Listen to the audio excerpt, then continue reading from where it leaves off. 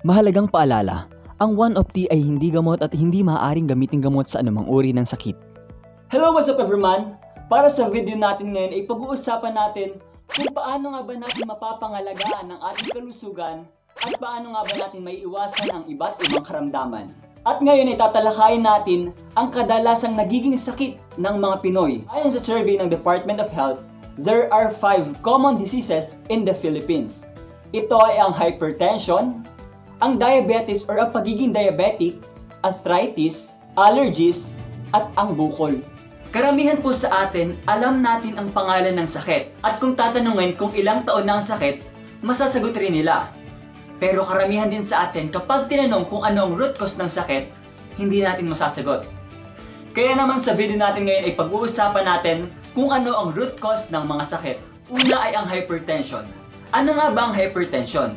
Ang hypertension ay ang panghihina at kahirapan ng puso sa tamang pagtibok at pag-circulate ng dugo. Dahil ito sa mga bad cholesterol na bumabara sa ugat natin. Dahil sa hindi makadaloy ng mabuti ang dugo, nagkakaroon ng pressure sa puso. Kapag napabayaan, maaaring ma-stroke o ma-heart attack. Pangalawa ay ang diabetes or ang pagiging diabetic. Ito ay ang pagkasira ng lapay o pancreas na nagpo-produce ng natural insulin sa loob ng ating katawan. Ang insulin ang regulator ng glucose of the blood sugar. Kapag mahina ang pancreas, hindi makakapag-produce ng natural insulin.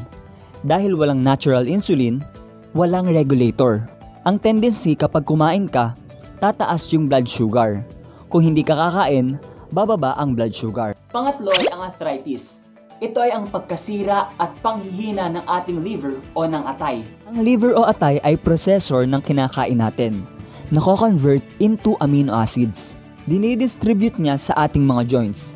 Pero dahil sa pagkasira ng liver, hindi niya ito maproseso into amino acids, kundi nagiging uric acid.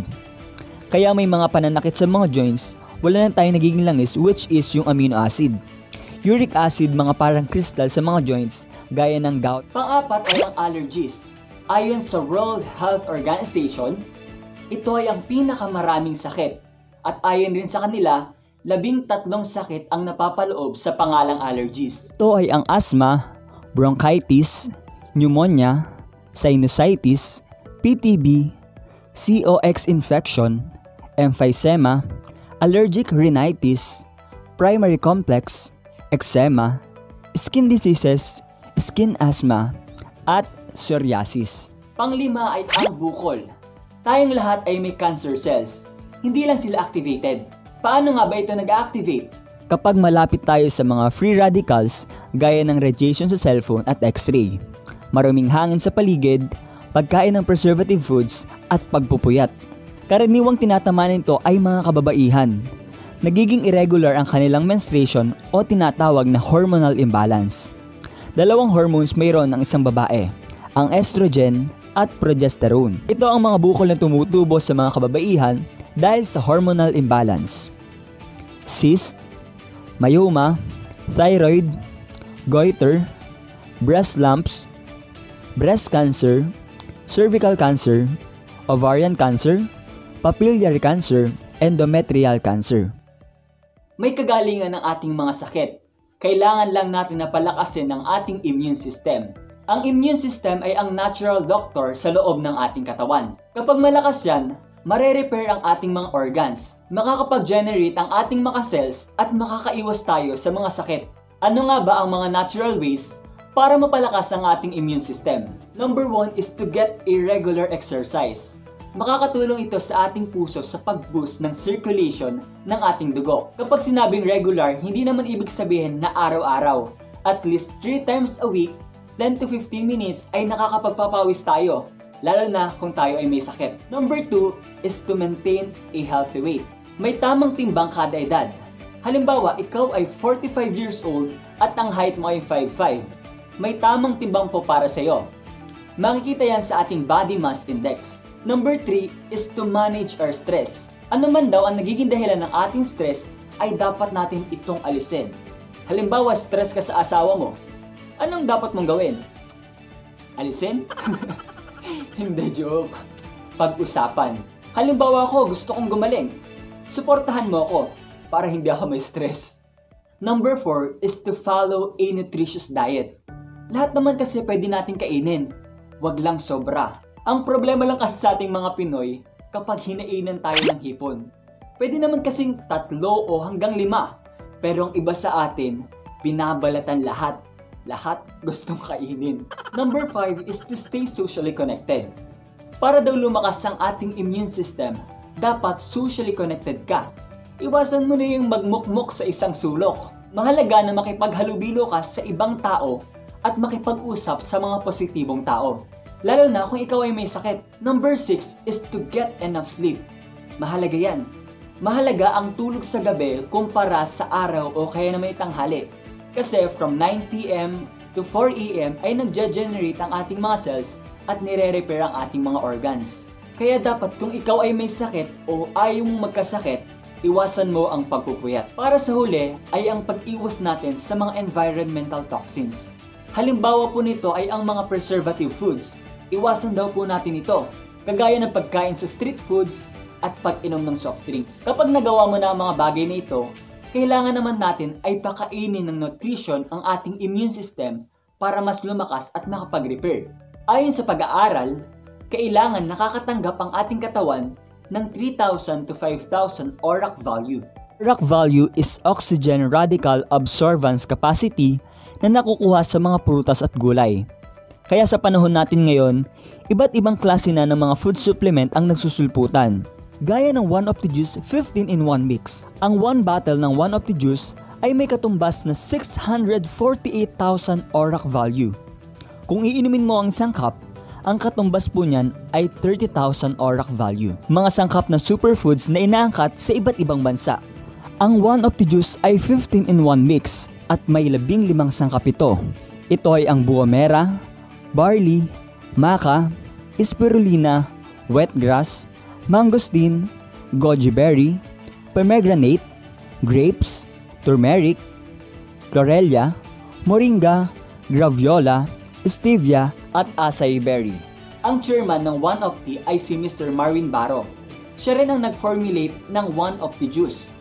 Isa siyang PhilAm na taga Bicol na ngayon ay nakabase sa Plano, Texas. Dating doktor sa Pinas at naging head US registered nurse, business at mentor. Si One Opti Juice ay approved ng Food and Drug Association or FDA.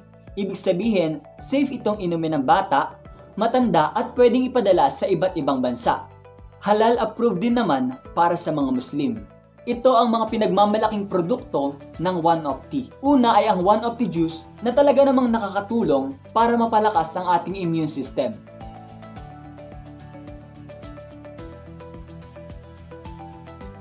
Pangalawa ay ang One Opti Coffee. It is a 12-in-1 coffee mix.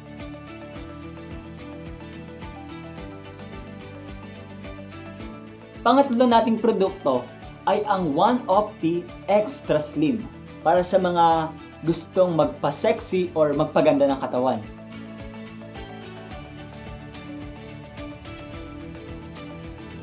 Pang-apat ay ang Opti White. It is a glutathione plus collagen from Japan. Di ba makikita talaga natin na dahil kalibre ang mga produkto ng One Opti?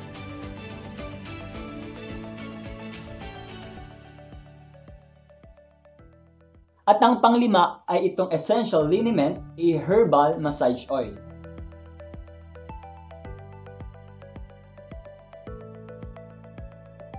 At kung gusto nyong mag-avail ng One Opti, you may contact Miss Rhea Harina sa numerong 0915-889-4120. Or you can message her sa kanyang Facebook account na Rhea Harina o kaya naman sa kanyang Facebook page na One Opti Juice. Kaya nga ng ating sinabi, ang One Opti Juice ay may 15 sangkap. At isa na rito ang buwa mera. Ano nga ba ang buwa mera? Ang buwa mera ay isang uri ng pandan na tumutubo sa Papua New Guinea. Ang nakadiskubre nito ay isang Hapon na scientist nutritionist na si Dr. Toshiaki Nishigaki. Dahil sa isang tribo doon, halos walang namamatay sa sakit. Karamihan, ang ikinamamatay nila ay katandaan. Napag-alaman na ang balat ng buwa mera ay ginagawa nilang sausawan at inihahalok sa mga pagkain. Pangalawang sangkap ay acai berry. Ang acai berry ay matatagpuan sa Brazil. Sa Mercury Drug ay makakabili ka ng puro acai berry na nagkakahalagang 2,500 pesos. Pero sa One of the Juice, Acai berry, ay nakasangkap na rin. Pangatlong sangkap ng One of the Juice ay ang maca root. Ito ay mula sa Peru at perfect para sa mga nakakaramdam ng anxiety and stress. Ito ay angkop rin para sa mga hirap makatulog at palaging balisa. Dahil ang maca ay nakakatulong para makapag-relax tayo. May tulong din po siya para sa mga atleta at mayroong trabaho sapagkat energy booster din ang maca. Pang-apat na nakasangkap sa ating One of the Juice ay ang mangosteen. Ang masustansya po sa mangosteen ay ang balat nito at ang balat nito ay ang nakasangkap sa ating One of the Juice. Nakakatulong po ito para sa mga may UTI, asthma, hika, kidney stone, gallstone, at allergies.